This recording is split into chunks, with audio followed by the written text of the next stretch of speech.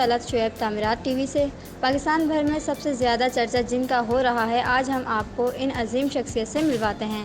جناب محمد ظفر پراچا صاحب، انہوں نے پاکستان میں خاص کر کراچی صدر میں محبوب بلڈنگ، جس کی خاصیت یہ تھی کہ انہوں نے سب سے پہلے اس پلازا میں پارکنگ بھی متعارف کروائی اور اس زمانے میں اس کو ارتھ پروف بنایا۔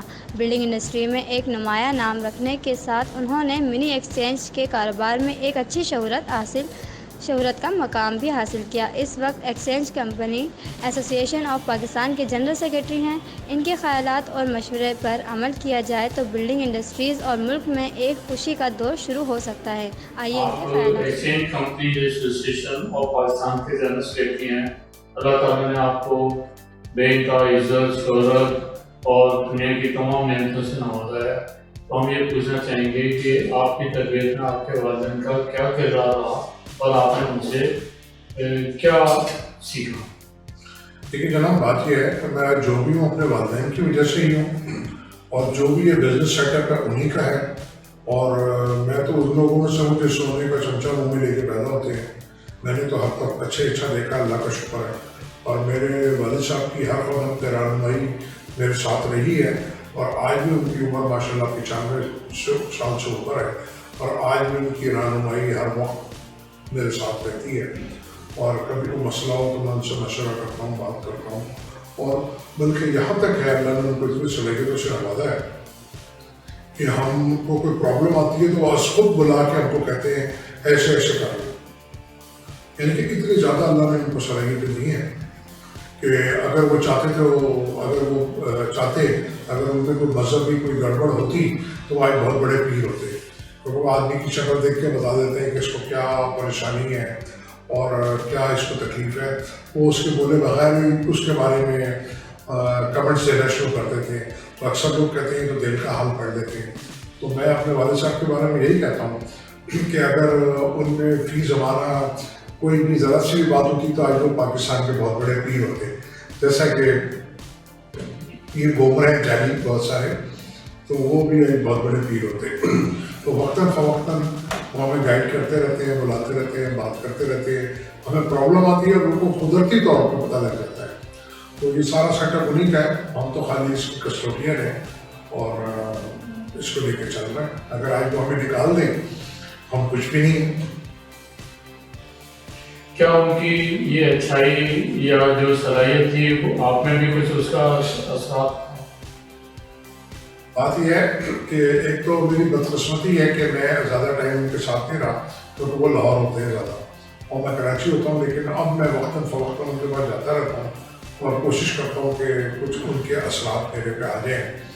تو ظاہر ان کا مقابلہ تو نہیں ہو سکتا، لیکن کوشش ضرور ہے۔ سر، اپنی تعلیم کے بارے میں بتائیں، کہاں سے آپ نے تعلیم حاصل کی؟ جی، میں نے پنجاب یونیورسٹی سے گریجویشن کی ہے، دہلی کالج آف کامرس سے میں پڑھا ہوں، بی کام میں نے کیا ہوا ہے، اور بس یہی میری تعلیم ہے۔ تعلیم کے بعد آپ بزنس لائن میں کون سا بزنس سے اڈاپٹ کیا؟ تعلیم سے پہلے اور تعلیم سے پہلے سے ہی اپنے کاروبار سے منسلک ہوں، کیونکہ ہمارا مین کام ٹیکسٹائل کا ہے، کپڑے کا، ٹیکسٹائل مینوفیکچرنگ، ٹیکسٹائل کا ہول سیل ریٹیل بزنس، مختلف ہمارے آؤٹ لیٹس ہیں کراچی، لاہور، مختلف جگہوں پہ۔ مین کام ہمارا ٹیکسٹائل کا ہے، کپڑے کا ہے، اور اسی کی ہم بہت پرانی تجارت کرتے ہیں، امپورٹ کرتے ہیں، ایکسپورٹ کرتے ہیں۔ پری پارٹیشن ہم لوگ امپورٹ کرتے تھے کپڑے کا انگریز دور سے، اور پری پارٹیشن ہی ہم لوگ ٹیکس پیئر ہیں۔ اور اس کے ساتھ ساتھ ہمارا کنسٹرکشن کا کام رہا ہے 1960 میں، اور ہم نے 1960 میں پاکستان کی جو مشہور و معروف بلڈنگس ہیں وہ بنائی ہیں، جیسے کہ ایک صدر میں محبوب کلب مارکیٹ ہے، ایک صدر میں سیون مارکیٹ ہے، اور پھر اس طرح عظیم مارکیٹ ہے، مراد آباد میں ہے، کلفٹن پہ ہے، مختلف ہیں، اور یہ سب ہماری اپنی اون ہے اور رینٹ آؤٹ ہے، ہم نے اس کو سیل نہیں کیا۔ تو پھر ایک وقت آیا کہ بھٹو صاحب کا دور آیا اور اس میں انہوں نے مختلف جو ایک لیبر کا مسائل پیدا ہوئے، تو وہ لوگ پھر ہم نے کنسٹرکشن چھوڑ دی تھی۔ لیکن اب ہم نے دوبارہ سے اسٹارٹ کیا پچھلے 15-20 سال سے، تو اپنی کمپنی کو ہم لے کے چل رہے ہیں کنسٹرکشن کے کام میں، لیکن پاکستان میں خاص طور پہ کراچی میں کنسٹرکشن کا کام کرنا بہت مشکل ہے، بلیک میلرز بہت ہیں، اور اس وقت جو جتنا غلط کام کرتا ہے وہ اتنا زیادہ کامیاب ہے، جتنا زیادہ وہ رشوت دے گا، حکومتی عہدیداروں سے مل کے کام کرے گا، اتنا زیادہ کامیاب ہے۔ اور پھر ہمارے کنسٹرکشن کے کام کے اندر، تعمیرات کے کام کے اندر بھی بہت ساری کالی بیڑے ہیں جنہوں نے اچھے لوگوں کو کام کرنے سے روک دیا ہے اور وہ لوگ ڈسہارٹ ہوئے۔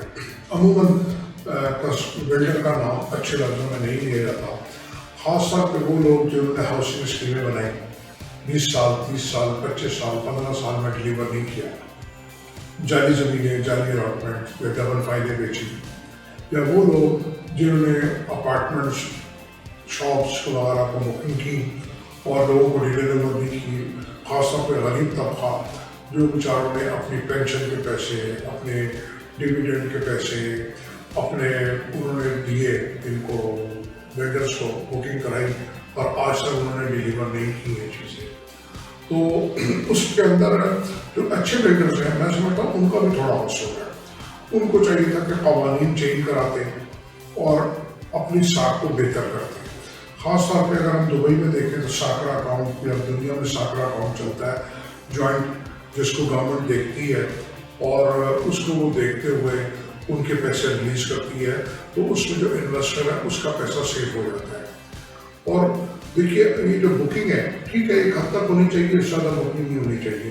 پوری دنیا میں اگر ہم دیکھیں تو فنش پروڈکٹ بکتی ہے، آپ آٹو موبائل میں چلے جائیں، کسی ٹیکسٹائل میں چلے جائیں، کیمیکل میں چلے جائیں، لوگوں نے بلینز روپیز لگا کے پھر پروڈکشن بنا کے وہ بیچتے ہیں اپنی چیزیں۔ تو کیوں نہ کنسٹرکشن میں بھی ایسا ہو کہ اس چیز کو تیار کر کے بیچا جائے، کیونکہ یہ جو ایک طریقہ کار ہے بکنگ کا، وہیں سے ساری گڑبڑ ہوتی ہے اور کوئی چیک اینڈ بیلنس ہے نہیں۔ تو میں یہ کہنا چاہوں گا آپ کے توسط سے، چاہے میری بات کچھ لوگوں کو پہنچنا بری رہے، کہ یہ بکنگ کا طریقہ کار ہو تاکہ اس میں اچھے لوگ، جو سرمایہ والے لوگ ہیں جن کے پاس اپنا پیسہ ہے، وہ رہیں۔ یہ جو ادھر ادھر سے اٹھ کے بروکر ٹائپ کے یا جو اچھی ساکھ نہیں رکھتے لوگ، یا جن کے جو مقاصد ہیں وہ پہلے ہی خراب ہو، کہ وہ پیسے انہوں نے بکنگ کری اور غائب ہو گئے، تو اب اس کے ساتھ میں جو ایک اچھا بلڈر پروجیکٹ بنا رہا ہے تو جو پبلک ہے اس کو اسی نظر سے دیکھتی ہے۔ تو ایک جو ریپوٹیشن ہے اس کو ٹھیک کرنے کے لیے آپ کو اپنے فیلڈ میں کام کرنا پڑے گا، جو کچھ کرنا چاہیے، تاکہ جو اس طرح کے جو لوگ ہیں، جو کالی بھیڑیں ہیں، چاہے وہ ہاؤسنگ اسکیم بنا رہے ہوں، چاہے وہ پروجیکٹ بنا رہے ہوں، ان کی روک تھام ہو سکے۔ تو ہم کو خود اپنے پہ چیک لگانے پڑیں گے، اپنے پہ قوانین لاگو کرنے پڑیں گے، جیسے کہ ہمارا ایک کاروبار ہے ایکسچینج کمپنی کا، تو ہم اس کے اندر ہی بات دیکھتے ہیں۔ اگر ہم کنسٹرکشن کا کام کو دیکھیں تو اس سے بڑی بڑی فیلڈز پاکستان میں موجود ہیں، لیکن وہاں پہ اتنی بدنامی نہیں ہے۔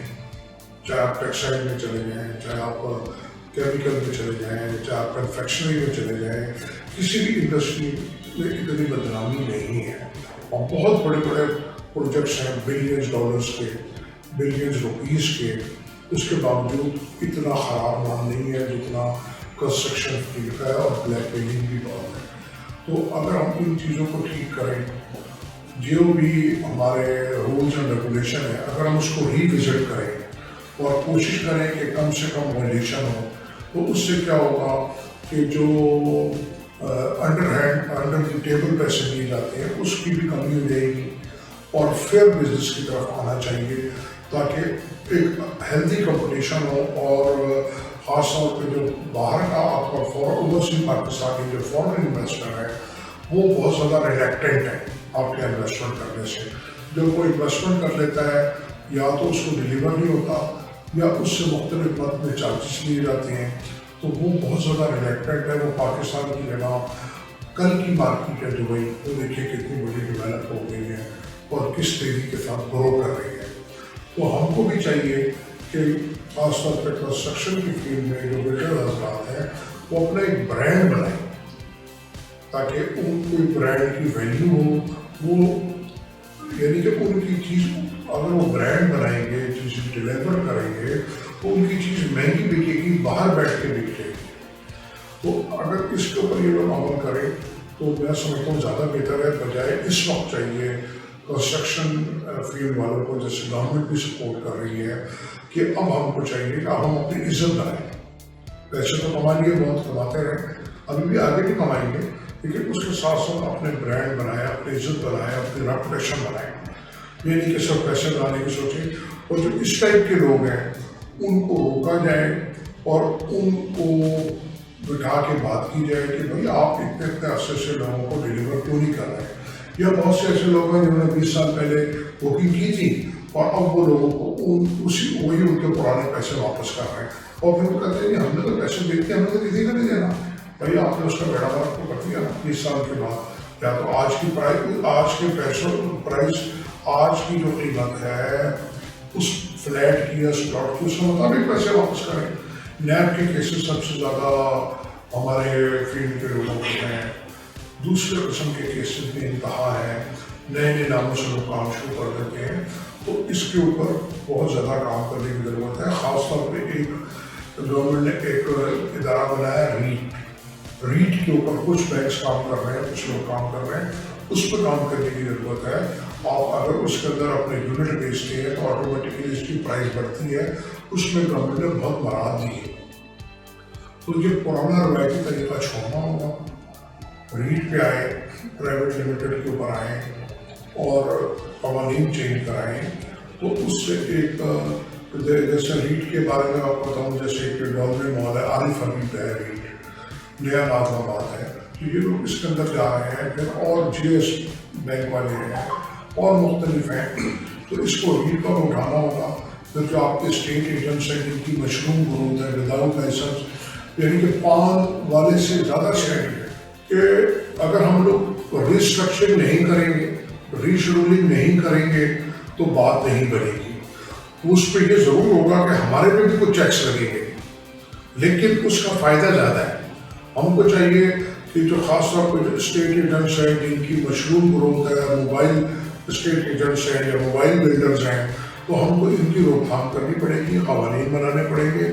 کمپنیز کا منیمم کیپٹل ہو 500 ملین، 1000 ملین، تب وہ جا کے کنسٹرکشن کا کام کر سکے، اور اسی کے under the umbrella of estate agents, انہی کے نام سے، انہی کے برانڈ سے، تو تاکہ جو خریدار ہیں اور جو اسٹیٹ ایجنٹ ہے یا جو بلڈر ہے وہ ذمہ دار ہو اس ڈیل کا، کہ میں آپ کو صحیح چیز دے رہا ہوں اور میری گارنٹی ہے اگر اس میں کوئی گڑبڑ نکلی تو میں یہ آپ کے پیسے واپس کروں گا، اور اگر زیادہ دیر ہوگی تو میں آپ کو مارکیٹ کے حساب سے پیسے دوں گا۔ آپ دیکھیے لوگوں کا اعتماد آپ پہ کیسے بڑھے گا، اور آپ کی بالکل سینیریو چینج ہو جائے گا، اور معاشرے میں بھی آپ کی عزت اور وقار میں اضافہ ہوگا، اور آپ کے پاس پیسے اتنے آئیں گے کہ آپ کے پاس رکھنے کی جگہ نہیں ہوگی۔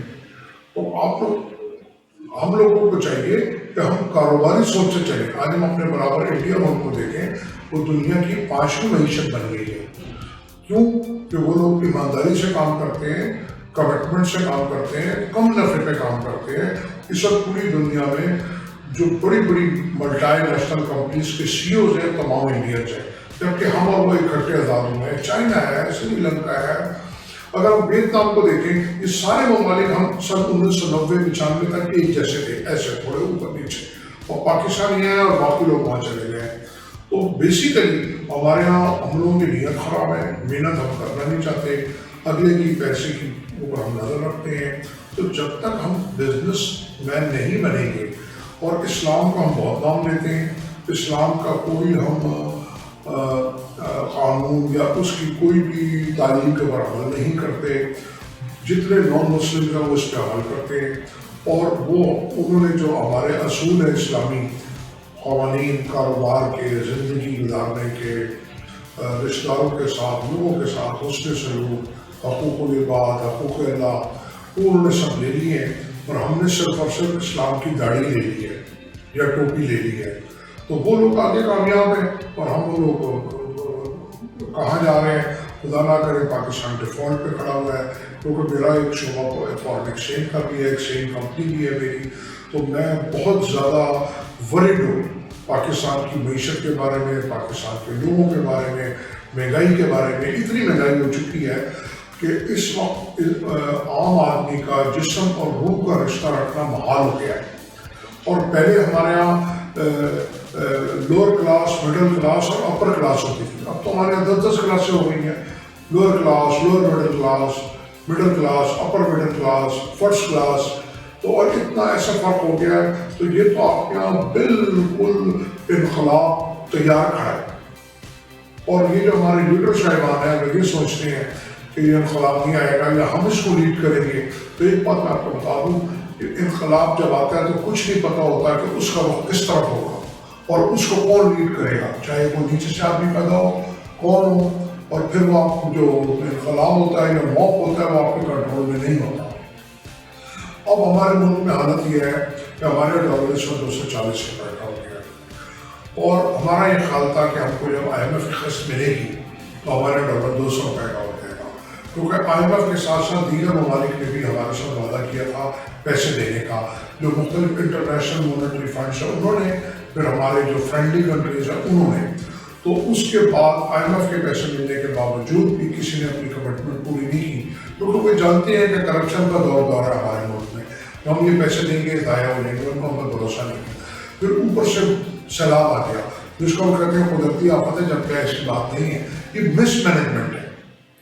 اگر ہم مس مینجمنٹ کریں گے تو پھر ہم اس کو چاہے اپنے لوگوں کو مذہب کے نام کے اوپر ان کو تسلی دیں کہ اللہ کا عذاب ہے اور صبر کرو اور یہ کرو، تو ایسا نہیں ہے میرے بھائی. یہ اللہ تعالیٰ نے آپ کو دماغ دیا ہے اور جو باقی دنیا میں ہے انہوں نے پلاننگ کی ہے. آپ کے ساتھ انڈیا بیٹھا ہے، اس نے ڈیمز بنائے ہیں اور اس نے غلط نہیں بنائے. ہم کہتے ہیں کہ اس نے جاتی کر دی، نہ، اس نے ایز پر ایگریمنٹ جو اس کا ہمارا ہے اس نے اپنے ڈیمز بنائے، ہم نے نہیں بنائے. ہم نے سوئٹزرلینڈ میں جائیدادیں بنائی، پیسے بنائے، دبئی میں بنائے، مختلف جگہ بنائے، جزیرے بنائے، اور نہ قوم بنائی، نہ تعلیم دی، نہ تربیت دی. اور ہم نے یہاں پہ صرف اور صرف جو ہے نا ایک ہجوم پیدا کیا. تو اگر ہم یہ سب چیزوں کو ایڈریس نہیں کریں گے صحیح بات نہیں ہوگی. پھر ہم جیسے سیلاب آیا، جو اس کے باوجود بھی لوگ انٹرنیشنلی جو پوری دنیا ہے وہ آپ کو کس قسم کی امداد دینے کو تیار نہیں ہے، کیونکہ اس کو پتہ ہم جو دیں گے کھا جائیں گے، چاہے آپ سرکاری لوگوں کو دیں چاہے سیاسی لوگوں کو دیں. اس وقت پاکستان میں یہ ہو رہا ہے کہ پبلک ہی پبلک کی مدد کر رہی ہے اور خوب کر رہی ہے، اور اس میں سے چوری بھی خوب ہو رہا ہے، اس میں لوگ خوب چوری بھی کر رہے ہیں. لیکن اس کے باوجود آپ کے اوپر کوئی اعتماد کرنے کو تیار نہیں ہے. وہ ہم بات کرتے ہیں کنسٹرکشن کی ہے، اس کی تو وہ لوگ کیسے اعتماد کریں گے، کیونکہ ہمارا ریکارڈ بہت خراب ہے. ہم پیسے کھا جاتے ہیں، بڑے بڑے لوگ ہیں، بڑے بڑے نیب کے ادھر ادھر لوگ ہیں، وہ پیسے کھا جاتے ہیں، ان کا کچھ بھی نہیں بنتا. تو اور اس کی وجہ سے جو نئے لوگ ہیں ان کو بھی بے ایمانی کرنے کی، گڑبڑ کرنے کی، ان کو وہ لوگ اٹریکٹ ہوتے ہیں اس طرف. ان کو ہم مزید اٹریکٹ کر رہے ہیں اور ان کی حوصلہ افزائی کر رہے ہیں کہ وہ لوگ جو ہے مزید یہ کام کریں. اور جو ہمارے یہاں لا اوبیڈینٹ لوگ ہیں، جو ٹیکس پیئر ہیں، وہ ڈسکارڈ ہو رہے ہیں. تو ہر 2 دن کے بعد ہم ایک منسٹری لے آتے ہیں، چاہے وہ نیب کی شکل میں ہو چاہے وہ منسٹری کی شکل میں ہو، پھر آپ ری بارگین کر لیں. بے انتہا بلڈر نے انہوں نے لوگوں کو پیسے نہیں دیے، بے انتہا دوسری فیلڈ میں لوگ انہوں نے ان کو پیسے نہیں دیے. لوگ بیچارے مر کھپ گئے، پریشان ہو گئے، اور وہی بہت سی جو جگہیں دوبارہ سے دیکھ کے دوبارہ سے وہ پھر آ رہی ہیں.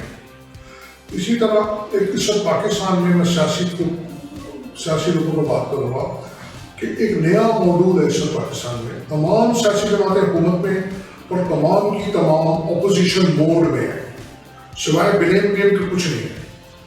ملک تباہ ہو رہا ہے، لوگ ڈوب رہے ہیں، کہ کوئی اپنی کرپشن بچا رہا ہے، کوئی اپنے کیسز بچا رہا ہے، کوئی اپنے آپ کو دوبارہ لانا چاہ رہا ہے. اور اس طرح جھوٹ بولتے ہیں. جھوٹ بولنے کا نام انہوں نے سیاسی بیان دے دیا ہے. تو اس کا مقصد ہے کہ جو سیاسی لوگ ہیں وہ جھوٹے ہوتے ہیں، وہ کہتے ہیں تو سیاسی بیان تھا. پوری دنیا میں جو شخص سیاسی ہوتا ہے، جو لیڈر ہوتا ہے، اس کا 55 سے لے کے آخر تک ریکارڈ دیکھا جاتا ہے. اگر اس نے کبھی سگریٹ پیا ہوتا ہے یا وہ نشہ کیا ہوتا ہے یا وہ اسکول سے باہر نکالا گیا ہوتا ہے تو وہ ڈسکوالیفائی ہو جاتا ہے. یعنی کہ جو آدمی جتنا زیادہ جھوٹا بے ایمان ہے، جتنا زیادہ دھوکے باز ہے، وہ ہمارے یہاں اتنا بڑا لیڈر ہے پاکستان میں.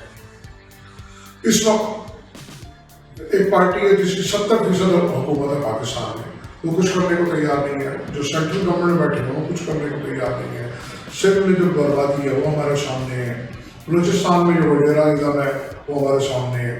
تو اگر ہم ان سب چیزوں کو ایڈریس نہیں کریں گے بات نہیں بنے گی. پھر ہم نے قوانین ایسے بنائے ہوئے ہیں کہ جس سے لوگ چوری کریں. افغان ٹریڈ پالیسی ہے، افغان ٹریڈ ٹرانزٹ ہے، ایران ٹریڈ پالیسی ہے. وہ کیا ہے کہ جناب اس سے سارا ہمارا فارن ایکسچینج وہ لوگ کھا جاتے ہیں اور ہمارا ریونیو سارا کھا جاتے ہیں. پھر ہماری جو ان کے ساتھ امیگریشن پالیسی ہے، ہزاروں لوگ وہاں جاتے ہیں، روز ہزاروں لوگ روز آتے ہیں موب کے موب. وہ صرف اور صرف اسمگلنگ کرتے ہیں کرنسی کی، سامان کی. تو اس لیے ہماری کرنسی روز روز تباہ ہو رہی ہے. جو قرضے اخراجات لیتے ہیں ہمارے حکمران وہ اپنے نہیں لیتے ہیں، نہ وہ ملک پہ لگاتے ہیں نہ عوام پہ لگاتے ہیں. تو کون سی جگہ ہے، کون سی چیز ہے کہ آپ اس کو دیکھیں جا کے کوئی امید کی کرن نظر نہیں آتی. اس وقت پاکستان کی جو کرنسی ہے خطے میں سب سے کمزور ہے پورے ریجن میں. اگر آپ دیکھیں افغانستان جیسا تباہ ملک جب نہ بینکنگ چینل سسٹم ہے نہ کچھ ہے، وہاں پہ 90 روپے کا ڈالر ہے. انڈیا میں 80 روپے کا ہے، بنگلہ دیش میں 85 روپے کا ہے، پاکستان میں 250 روپے کا ہے. ہمارے فائنینشیل کریڈینشیل اتنے خراب نہیں ہیں جتنے بنا دیے گئے ہیں. صرف کرپشن، قرضہ جنہوں لوگوں نے لینا ہے اور اپنی جگہ کرنی ہے. تو ابھی تک کوئی بھی امید کی کرن پاکستان میں نظر نہیں آ رہی. ایک پارٹی آئی تھی جس سے لوگوں نے بہت زیادہ امید کی کرن لگا لی تھی، لیکن اس نے 70 سال کے برابر 3 سال میں 70 سال کا 80% قرضہ لے لیا. آج بھی ان کے پاس ایک ہے یہ چور وہ چور وہ چور، کوئی پروگرام نہیں ہے، کوئی کچھ نہیں ہے سوائے بلیم کے. سر ماشاء اللہ بہت اچھی بات کی. جس طرح آپ نے پہلے پاکستان میں کراچی میں پروجیکٹ کیے ہیں، ان فیوچر بھی آپ کوئی پروجیکٹ لا رہے ہیں آپ ہاؤسنگ میں؟ جی ہم ان فیوچر بھی پروجیکٹ لے کے آ رہے ہیں اور ہم لاتے رہتے ہیں، لیکن ہمارا کوئی اتنا ایڈورٹائزمنٹ کا اتنا کوئی نام نہیں ہے. کیونکہ ہم جو لاتے ہیں تو ہمارا جب ہم اناؤنس کرتے ہیں یا تو ہم کوچ کرتے ہیں اس کی بکنگ نہ کریں، تیار کر کے بھیجیں. جیسے میں نے کہا ہے نارملی ہم تیار ہاؤسنگ اسکیم کے بارے میں کیا تھا، تو میں نے اس وقت یہ کہا تھا کہ میں ان کی ہاؤسنگ اسکیم کی پالیسی سے اتنا خوش نہیں تھا، کیونکہ انہوں نے صرف اور صرف ہاؤسنگ کے اوپر سارا کام کر دیا. یعنی کہ یہ سمجھے کہ یہ سب پراپرٹی ڈیلرس کا ملک ہے. انہوں نے باقی جو دیگر جو فیلڈز نیگلیکٹ کر دیا. عمران خان کی ہاؤسنگ اسکیم کے لیے مزید کس طرح اس میں مزید اصلاحات ہونی چاہیے؟ دیکھیے جناب بات یہ ہے کہ جس وقت یہ اسکیم آئی تھی تو میں ان کی اس اسکیم سے متفق نہیں تھا، کیونکہ ان یہ سمجھے تھے کیونکہ ان کے ارد گرد صرف اور صرف پراپرٹی ڈیلر سے لینڈ گریبر تھے عمران خان کے ارد گرد. تو وہ یہ سمجھے کہ صرف اور صرف پاکستان جو چلے گا وہ پراپرٹی ڈیلر سے چلے گا. اور انہوں نے جو اہم جو فیلڈس تھیں ان کو انہوں نے نظر انداز کیا، بالکل نگلیکٹ کیا. خاص طور پہ آپ کی انڈسٹری تھی، heavy industry, medium industries, small industry یا ٹریڈنگ. تو وہ یہ سمجھ رہے تھے کہ صرف اور صرف کنسٹرکشن ہی ہے ملک چلانے والی، جبکہ اگر ہم پاکستان میں اس کا GDP میں حصہ دیکھیں تو یہ 1% بھی نہیں ہے. کیونکہ جیسا میں نے آپ سے پہلے کہا کہ جو کنسٹرکشن فیلڈ کے لوگ ہیں انہوں نے اپنا کریکٹر بلڈنگ کے لیے کوئی کام نہیں کیا.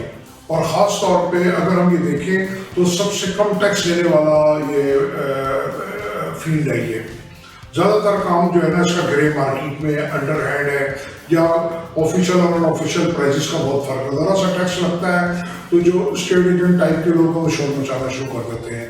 تو اس سے آپ کا امیج اچھا نہیں ہے، امیج بلڈنگ نہیں کی گئی. اچھا تو اگر ہم اوور آل دیکھیں تو پاکستان کی GDP کے اندر اس کا کوئی خاص قابل ذکر ریشو نہیں ہے. تو عمران خان کی جو غلطیاں تھیں وہ ہم آج بھی بھگت رہے ہیں کہ انہوں نے سارا کا سارا زور اپنا جو کنسٹرکشن کے طرف دے دیا اور باقی چیزوں کو نگلیکٹ کر دیا. ان کو ٹھیک ہے جو ان کو یہ کام کرنا چاہیے تھا، لیکن اس کے اوپر ان کے وعدے بھائی تو بہت تھے لیکن امپلیمنٹیشن نظر نہیں آئی. پھر جو انہوں نے قرضوں کی بات کی اس کے اوپر، دیکھیے سب سے بڑی پرابلم پاکستان میں یہ ہے، یہ جو ماڈول ہے یہ یورپ میں چلتا ہے، جہاں پہ صرف اور صرف انٹرسٹ ریٹ بینک کا جو ہے 2 سے 3% ہوتا ہے. हमारे यहाँ इस वक्त 20% पे जा चुका है। जो हमारा जो गवर्नमेंट का बेस रेट है वो तकरीबन 15% या 14% पे चल रहा है। तो बैंक उसके ऊपर अपना जब स्प्रेड रख के देगा वो 20-22 पे देगा। तो कोई भी ऐसा कारोबार नहीं है या कोई भी ऐसा शख्स नहीं है कि वो अपना कर्जा लेके इसके मुताबिक अदा कर सके। ठीक है, उन्होंने जो था जो लोन देने के लिए दिया था उसको रेट को सब्सिडाइज किया था, लेकिन वो सब्सिडी देने के लिए पैसे नहीं है। अब मजबूरन गवर्नमेंट को वो स्कीम बंद करनी पड़ी। तो ऐसी स्कीम बनाएं, ऐसा काम करें जो लॉन्ग टर्म हो और चल सके। और जब तक कि गवर्नमेंट इसके अंदर खुद मकानात बना के लोगों को नहीं देगी तो प्राइवेट सेक्टर के लिए इतना बड़ा बोझ उठाना वो उनकी बस की बात नहीं है। गवर्नमेंट को चाहिए खुद मकान बनाए और उनको किस्तों पे दे, तब तो बात बन सकती है। लेकिन गवर्नमेंट और प्राइवेट पार्टनरशिप के तहत फिलहाल ये मॉड्यूल कामयाब होता नजर नहीं आता। एक ज़माने में जुनीद साहब भी लेके आए थे सस्ता घर स्कीम, लेकिन उसमें भी हमने ये देखा जो हमारे जितने भी डेवलपर्स ने वो ज़मीनें ली वो आज भी वैसी की वैसी पड़ी हैं। अगर आप सुलझानी चले गए तो वो वैसी की वैसे पड़ी हैं। यानी कि आज 50 साल के बाद 40 साल के बाद भी वो जगह नहीं डेवलप हुई, तो एक बड़ी ख़राब बात है। मैं फिर वही कहूँगा अपने रियल एस्टेट सेक्टर के भाइयों से कि अपनी इमेज बिल्डिंग करें, अपना कानून चेंज करें। इस काम में बहुत इज्जत है, बहुत पैसे हैं, लेकिन आपको अपने आप को भी ठीक करना पड़ेगा। एक लास्ट क्वेश्चन सर, मुख्तर जी बताइए कि पाकिस्तान की मईशत किस तरह बहाल हो सकती है या ज़्यादा बात यह है, पाकिस्तान रिसोर्सफुल कंट्री है।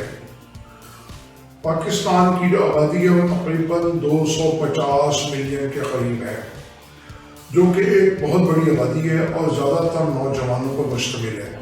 और पाकिस्तान में हर किस्म का इंफ्रास्ट्रक्चर मौजूद है, cottage industry, small industry, medium industry, heavy industry, और पाकिस्तान में हर किस्म की मिनरल माइंस दस्तयाब है।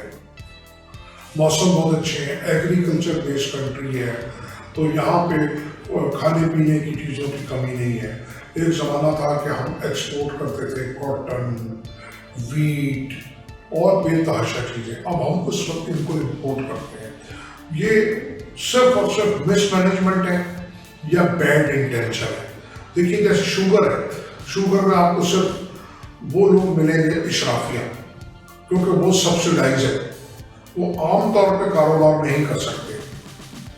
वो इस तरह की जो हम सब्सिडियाँ दे रहे हैं वो हमें बंद करनी होंगी, ताकि कभी हम शुगर को इम्पोर्ट कर देते हैं, कभी एक्सपोर्ट करते हैं। सब गोल धंधा है पैसे बनाने का। और इसके साथ साथ मैं आपसे बात करना चाहूँगा, जो हमारे फाइनेंशियल क्रेडेंशियल्स हैं वो बहुत अच्छे हैं पाकिस्तान के। सिर्फ और सिर्फ हमारी नीयत ख़राब है, और ख़राब नीयत की वजह से हम क़वानीन ख़राब बनाते हैं। अगर हम उन चीज़ों को ठीक कर लें तो इस मुल्क को तरक्की करने में कोई देर नहीं है।